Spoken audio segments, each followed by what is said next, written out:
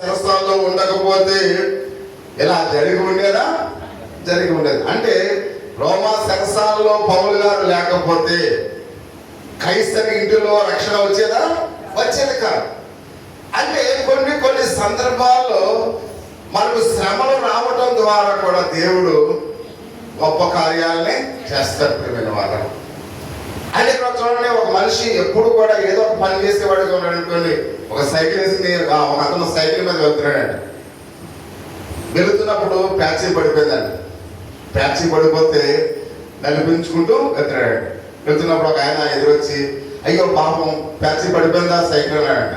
అయ్యో పాపం కాదు, దేవునికి వందనాలు అన్నాడు. అంటే ఎందుకు వందనాలు చెప్తున్నామంటే తనతో పాటు ఇంకొక 5 నడుస్తున్నారు. ఆ 5కి దేవుని గురించి చెప్తున్నాడు. ఒకవేళ సైకిల్ బాగుంటే 5కి సువార్త ప్రకటించే అవకాశం వాడికి వచ్చేది కాదు. అంటే దేవుడికి వందనంటే నేను నడుచుకుంటూ వెళ్తున్నాను కాబట్టి 5కి నేను రక్షణ వాడికి నేర్పించాను. అంటే అపోస్తలుడైన పౌలు శిరసాల్లో ఉన్నాడు కాబట్టి కైసరి కుటుంబం రక్షింపబడ్డమైన వాళ్ళు. అందుకనే మనకు శ్రమలు వచ్చినప్పుడు, కష్టాలు వచ్చినప్పుడు, ఇబ్బందులు వచ్చినప్పుడు మనం ఏమాత్రం కూడా నిరాశ చెందకూడదు. ఏమాత్రం కూడా దాని గురించి మనం ఏమాత్రం కూడా ఆందోళన చెందవలసిన పని లేదు. అందుకనే ప్రియ సహోదరి సోదరుడు ఆయన మాట్లాడుతూ ఉన్నాడు. దేవుని యొక్క వాక్య భాగంలో మనం చూసినట్టుగా అంటాడు. దేవుని యొక్క వాక్య భాగంలో మనం చూస్తూ ఉన్నాం.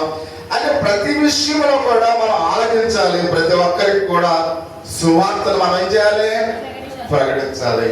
అంత మాత్రమే కాకుండా అలా సువార్త కైసరి ఇంటిలో కూడా ప్రవేశించింది అనే విషయాన్ని మనం చూస్తూ ఉన్నాం. అది ప్రతి అవకాశాన్ని మనం ఉపయోగించుకోవాలి. ఒకవేళ నువ్వు ప్రయాణంలో వెళ్తున్నావా, ఒకవేళ నీ ప్రయాణంలో నీ తోటి వారితో దేవుని గురించి చెప్పు. ఒకవేళ పనికి వెళ్తున్నావా, ఆ పనిలో ఉన్న వారికి దేవుని రక్షణ గురించి చెప్పు. అంటే నీకు అవకాశాన్ని నువ్వు ప్రతి ఒక్కరిని కూడా మనం సద్వినియోగం చేసుకోవాలి. మనం అజ్ఞానులుగా ఉండకూడదు. ప్రతి ఒక్కరికి కూడా వీలైనంత వరకు పూర్వ దినాల్లో కోతలు కోసేటప్పుడు దేవుని పాటలు పాడేవారు కొంతమంది వంట వాళ్ళు, దూరం నుంచి వచ్చిన వాళ్ళు. మన ఊరు వాళ్ళు ఎప్పుడు పాటలు నేను చూడలేదు, కానీ ఆ మామూలుగా పొరుగురు వారి పంటలకు వచ్చినప్పుడు వాళ్ళు దేవుని పాటలు పాడుతూ ఉండేవారు. అంటే ఆ పాటల ద్వారా కూడా సువార్తను ప్రకటిస్తూ ఉన్నారు, మాటల ద్వారా కూడా సువార్తను ప్రకటిస్తూ ఉన్నారు. అంటే మనం ప్రతి అవకాశాన్ని బట్టి కూడా మనం ఏం చేయాలి, వినియోగించుకోవాలి అని ఈ యొక్క ఉదయకాల సమయంలో మనం చూస్తూ ఉన్నాం. ప్రతిరోజు కూడా మీరు ఏం చేస్తూ ఉన్నారు, రేపు ఏం చేస్తూ ఉన్నారు? పౌలు రేపు మీరు చూడగలరా అని మాట్లాడుతున్నాడు. ప్రియమైన మాట, ఇప్పుడు ఏం చేస్తున్నారు, రేపు ఏం చేస్తున్నారు? నేను ఈ రోజు ఏం చేస్తాను, రేపు ఏం చేస్తాను అంటే ఇక్కడ పౌలు గారు ఏమంటున్నాడు, నువ్వు రేపు ఏం చేస్తావో ఆలోచించుకో. ఎందుకంటే రేపు అనేది నీ జీవితంలో ఉంటుందో లేదో నీకు తెలియదు. మనం ఏమంటాం, అరే ఈ మామూలుగా ఈ పుస్తకం బట్టి అలాగంటే నాన్న రేపు పెడతాను అంటాం. అంటే ప్రతి ఒక్కరికి ఓవర్ కాన్ఫిడెన్స్. అంటే ఒకడైతే మనం రేపు గురించి ఆలోచిస్తుంది, కొంతమంది అయితే వచ్చే నెలలో చేస్తానని అన్న, అంటే వచ్చే నెల దాకా మనం ఉంటామో మనకు తెలియదు. కొంతమంది సంవత్సరానికి వాయిదా చేసుకుంటారు, కొంతమంది అయితే 10 సంవత్సరాలకే వాయిదా వేసుకుంటారు. కాబట్టి ప్రతి విషయంలో కూడా ఆలోచించాలి. ఒకసారి నేను మోటార్ సైకిల్ వెళ్తుంటే నా పక్కన భద్రం గారు నన్ను ఓవర్టేక్ చేసి నా దగ్గరికి వచ్చాడు అనమాట. ఆయన వెళ్తాడు, నేను వెళ్తున్నాను. పాలసీ కట్టండి అన్నాడు. రేపు ఇద్దరు కడతానంటే ఈ లోపే ఒకవేళ యాక్సిడెంట్ అయితే ఎక్కడ ఏం చేస్తారని అంటాడు. ఇద్దరు కూడా మాకు వెళ్తున్నాం, ఈ లోపే యాక్సిడెంట్ అయితే ఏం చేస్తారని మీరు అంటున్నాడు.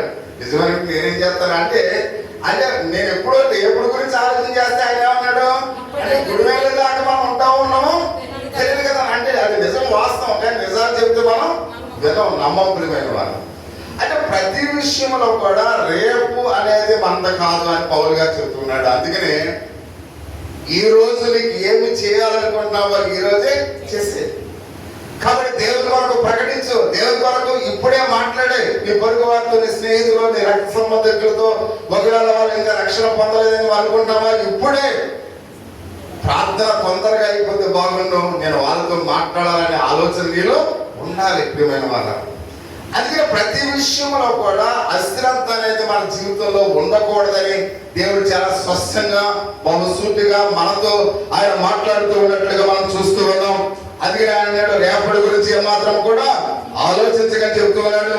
అందుకే ఆయన అంటున్నాడు, పౌలు వలె సమయాన్ని పోనీక సద్వినియోగం చేసుకునే వారంగా మనము ఉండాలి.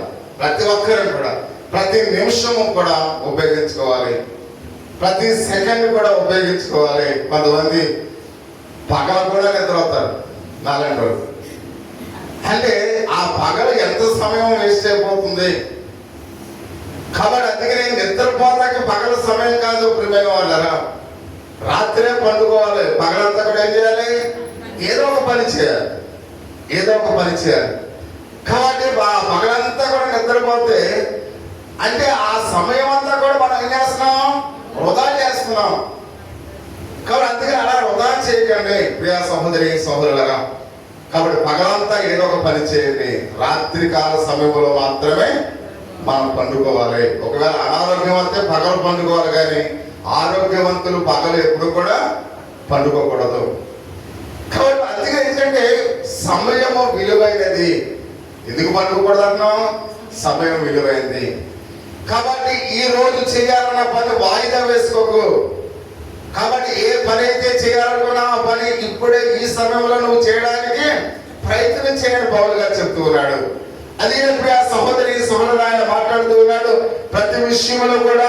కాబట్టి ఎక్కడ రేపు రక్షకుడి గురించి, యేసుక్రీస్తు వారి గురించి సాక్షించే రోజుగా లేక దేవుని చిత్తం చేసే రోజుగా నీ జీవితంలో ఉంటుందో ఉండదో నీకు తెలియదు. అందుకే సుమలత అంటే నాకు చాలా ఇష్టం. ఎందుకంటే సాక్ష్యం అనేసరికి వెంటనే లేసి చెప్తుంది. అంటే వచ్చే ఆదివారం ఒకవేళ చెప్పడానికి ఉంటుందో ఉండదో మనకి అంటే అలా బలమైన ఫీల్ అవ్వకూడదు. అంటే దేవుడు చెప్తున్నాడంటే కాబట్టి ఇప్పుడే అంటే నేను సాక్షి చెప్పాలనుకున్నప్పుడు నీకు ఎప్పుడైతే గుర్తొస్తుందో అప్పుడే చెప్పేయాలి. ప్రార్థన అంతా అయిపోయిన తర్వాత పాస్టర్ గారు ఈరోజు నేను సాక్షి చెప్పాలనుకున్నానంటే చాలా బాధపడుతున్నానని నాతో చెప్పినప్పుడు నాకు చాలా బాధేస్తుంది. అంటే చెప్పాలనుకున్న ఆ మాట చెప్పేయాలనుకునే వాళ్ళు. అది దేవుని యొక్క విశ్వాసంలో ఎప్పుడు కూడా మనము సిద్ధముగా ఉండాలని పరిశుద్ధుడు పౌలు చెప్తున్నాడు. ఇంకొక మాట, చివరి యొక్క మాట మనం చూస్తూ ఉన్నాం. ఒకవేళ మీరు కొత్తగా ఒక వ్యక్తిని కలుసుకోవడానికి ప్రతి దినము కూడా ఒకవేళ ఆలోచించినట్లయితే చూస్తున్నట్లయితే యేసుక్రీస్తు వారి గురించి ఆ అవకాశాన్ని ఇప్పుడే నువ్వు ఉపయోగించుకోమని ఆయన మాట్లాడుతూ ఉన్నాడు. అందుమాత్రమే కాకుండా దేవుడి మార్గమును తెలిసినప్పుడు దాన్ని సద్వినియోగం చేసుకోవాలి ప్రియమైన వారు. అన్ని సార్లు మందయానికూడదు ప్రియమైన వారు, అన్నిసార్లు మందయానికూడదు. ఎందుకంటే మనకి ఎప్పుడైతే ఆ ధనం ఉందో ఆ ధనాన్ని అప్పుడే సద్వినియోగం చేసుకోవాలి. చాలా మంది ధనం అయిపోయిన తర్వాత ఈ డబ్బులు ఎలా ఖర్చు పెడితే బాగుండు, అలా ఖర్చు పెడితే బాగుండని అయిపోయిన తర్వాత అనుకుంటే దాని వల్ల ప్రయోజనము అవ్వక ముందే మనం ఏం చేయాలి? సరైన నిర్ణయము తీసుకోవాలి. అలాగే ప్రతి విషయంలో కూడా దేవుని గురించి రేపు చెప్తాంలే అనే ఆలోచన మనకు ఉండకూడదు. ఉన్న సమయంలోనే దేవుని కొరకు మనం ప్రకటన చేయవలసిన వారిగా మనం చూస్తున్నాం. ప్రతి అవకాశాన్ని కూడా మనం ఏం చేయాలి? సద్వినియోగం చేసుకోవాలి. దేవుడు ఆశపడుతున్నట్లుగా చేయడానికి ఒకే ఒక అవకాశం దేవుడు మనకి ఇస్తున్నాడు ప్రియమైన వాళ్ళరా. అదేంటంటే ఆయన అంటున్నాడు 18వ వచనంలో ఆత్మపూర్ణులై ఉన్నాడని ఆయన పౌలు గారు చెప్తున్నాడంటే దీని అర్థం ఏంటంటే అనేకులకు అర్థం కాకపోతే పరిశుద్ధాత్మతో నిండుకున్నప్పుడే అద్భుతాలు చేస్తాం ప్రియమైన వాళ్ళ. అంటే పరిశుద్ధాత్మతో మనం నిండుకోవాలి. పరిశుద్ధాత్మతో మనం నిండుకోకపోతే మన కుటుంబాల్లో అద్భుతాలు మనం చేయలేము. అది ప్రతి విషయంలో కూడా నా కుటుంబంలో అద్భుతం జరగాలని ఆశ మనకు ఉన్నప్పుడు మనము దేనితో నింపబడాలి? ఆత్మతో నింపబడాలి. కాబట్టి ఆత్మతో నింపబడినప్పుడే అద్భుతాన్ని మనం చూడగలం. అందుకని ఈ ఉదయకాల సమయంలో ప్రభువా నా హృదయాన్ని నీ ఆత్మతో నింపయాలని మనం దేవునికి ప్రార్థించాలి. పరిశుద్ధాత్మతో మనం నిండుకున్నప్పుడు దేవుని అద్భుతమైన కార్యాలు మనము చేయగలం ప్రియమైన వాళ్ళ. అది అన్నాడు, కేకలు వేస్తూ అన్నాడు ఆయన, ఆ యొక్క భూమి మీద పడి గిరగిరా తిరిగిపోతారు అనేకులు ఈ లోకంలో ఉంటారు. కాబట్టి మన జీవితాన్ని అలా కేకలు వేసుకుంటూ అనాలోచనతో మనము ఉండటం కాదు, కానీ దేవుని ఆత్మతో ఆత్మపూర్ణులై సాధ్యమని ఆయన చెప్తున్నాడు. ఎందుకంటే ప్రియా సహోదరి సహోదరం ఆయన అయితే ఆయనకి ఇష్టమైనది ఏంటో మనం అదే చేయాలి. దేవునికి ఇష్టమైనది ఏంటో అదే చేయాలి. ఆయన ఏమంటాడంటే ఇక్కడ 2వ దశలోనిక 2వ అధ్యాయము 13-14 వచనంలో ఆత్మ మిమ్మల్ని పరిశుద్ధపరచడం వలన మీరు సత్యమును నమ్మటం వలన రక్షణ పొందుటకు దేవుడు ఆజ్ఞను మిమ్మల్ని ఏర్పరచుకున్నాడు. అందుకనే ఆయన మా సువార్త వల్ల మిమ్మల్ని పిలిచేదమని ఆయన చెబుతున్నాడు. దీని అర్థం ఏంటంటే పరిశుద్ధాత్మ దేవుడే విశ్వాసమును మనకు ఇస్తూ ఉన్నాడు. అసలు మనకు విశ్వాసాన్ని ఆలోచిస్తున్నారంట పరిశుద్ధాత్మ దేవుడే. ఆయన మనల్ని సువార్త ద్వారా మనల్ని పిలుస్తూ ఉన్నాడని మనం చూస్తూ ఉన్నాం. మనకు విశ్వాసం కలుగు చేయడానికి పరిశుద్ధాత్మ యొక్క పనిని మనం చూస్తున్నాం కనుక ఇప్పుడు పరలోకానికి వెళ్ళడానికి సువార్త ద్వారా ఆయన పని చేస్తున్నాడు. ప్రియమైన వాళ్ళ అంటే మనం పరలోక రాజ్యానికి ఎలా వెళుతూ ఉన్నాం? సువార్త ద్వారా పరలోకానికి వెళుతూ ఉన్నాం. ఇది కూడా ఎవరు చేస్తున్నారు? పరిశుద్ధాత్మ దేవుడే చేస్తూ ఉన్నాడు. మీ మాటల ద్వారా పరిశుద్ధాత్మ దేవుడు వారిలోనికి ప్రవేశిస్తాడు. ప్రియ సహోదరి సహోదరుడా, అందుకనే మనము కూడా ఆయన మాటలు మనం ఆలకించాలి. ఎప్పుడైతే నువ్వు మా దేవుని మాటలు వింటూ ఉన్నావో ఆత్మ నీలోనికి వస్తుంది, నీలో పరలోక రాజ్యానికి నడిపిస్తూ ఉంది. అందుకనే ఆత్మ నీలో ఉండాలంటే దేవుని వాక్యం మనము వినవలసిన వారినట్టుగా మనం చూస్తూ ఉన్నాం. కాబట్టి క్రియల ద్వారా మనం జాగ్రత్తగా పరిశీలన చేసుకోవాలి. ఎందుకంటే ప్రజలు మాట్లాడేవారుగా మరి ఎలా ఉంటున్నారో ఆయన చెబుతారంటున్నాడు. అప్పుడు ఒకవేళ మనం ఎప్పుడైతే ఫిర్యాదు చేయాలంటే ఎప్పుడైతే సంతోషముగా లేడని ఏ వ్యక్తి అయినా చెప్తున్నప్పుడు ప్రియ సహోదరి సహోదరా, ఒకప్పుడు డబ్బును బట్టి సంపాదించడానికి ప్రతి ఒక్కరు కూడా, కాబట్టి డబ్బు లేనప్పుడు చాలా మంది ఎలా ఉంటారు? నిరాశతో ఉంటారు. మనం ఎప్పుడైతే ధనవంతులుగా ఉంటామో అప్పుడు ఎలా ఉంటాం? సంతోషంగా ఉంటాం. అంటే ప్రతి విషయంలో కూడా మన వ్యక్తిత్వం అది తెలియపరుస్తుంది. ప్రియమైన వాళ్ళ అంటే మనం సంతోషంగా ఉన్నామంటే దాని అర్థం ఏంటి? డబ్బులు మన దగ్గర ఉన్నాయని అర్థం. ప్రియమైన వాళ్ళ నిరాశగా ఉన్నామంటే దాని అర్థం ఏంటి? మన దగ్గర ఏమీ లేవు. అంటే మన సంతోషమే మనం ఎలాంటి వ్యక్తిత్వం కలిగి ఉన్నామో చెప్తుంది. ప్రియమైన వాళ్ళ అది ప్రతి విషయంలో కూడా మనం మాట్లాడే మాటను బట్టి మన ఆలోచనలు కూడా చెబుతున్నాయనే విషయాన్ని మనం చూస్తూ ఉన్నాం. అదే విశ్వాసులుగా మనం జాగ్రత్తగా ఎప్పుడైతే నడుచుకుంటామో ఈ విషయాన్ని బట్టి మనం ఏం తెలియపరుస్తూ ఉన్నాం? మనం ఎలాంటి విశ్వాసతలు కలిగి ఉన్నామో మనం చెప్తున్నాం. ప్రియమైన వాళ్ళం అది ప్రతి విషయంలో కూడా మన విశ్వాసతను ఎదుటి వారికి మనం కనపరచాలి. అందుకని ప్రతి విషయంలో కూడా మన మాటలు కూడా మనం ఏమై ఉన్నామో కూడా ప్రజలు చూస్తూ ఉన్నారు. అయితే మనం మాట్లాడే మాట కూడా మనం ఎలాంటి వారమో తెలియపరుస్తూ ఉంది. అదే ప్రతి విషయంలో కూడా మనం చాలా జాగ్రత్తగా మనం ఏం చేయాలి? మాట్లాడవలసిన వారి బట్టిగా మనం చూస్తూ ఉన్నాం. అందుకే అన్నట్టుగా అపొస్తలుడైన పౌలు సంగీతములతోనూ కీర్తనలతోనూ ఆత్మ సంబంధమైన పద్యములతోనూ ఒకరినొకరు బోధించి బుద్ధి చెప్పుచు కృపా సహితమైన మీ హృదయములో దేవుని గానము చేయొచ్చు సమస్త విధమైన జ్ఞానముతో క్రీస్తు వాక్యం మీలో సమృద్ధిగా నివసింపనీయుడి. మరియు మాటల చేత గాని క్రియల చేత గాని మీరు ఏమి చేసిన ప్రభువైన యేసుక్రీస్తు ద్వారా తండ్రి అయిన దేవునికి కృతజ్ఞతాస్తుతులు చెల్లించుడి, సమస్తం ఆయన పేరట చేయుడి అని ఆయన చెప్తున్నా. అంటే ఎప్పుడైతే నువ్వు కీర్తన పాడుతూ ఉంటావో ఎప్పుడైతే పాటలు పాడుతూ ఉంటావో నువ్వు దేవుని ఏం చేస్తున్నావు? మహిమపరుస్తూ ఉన్నావు.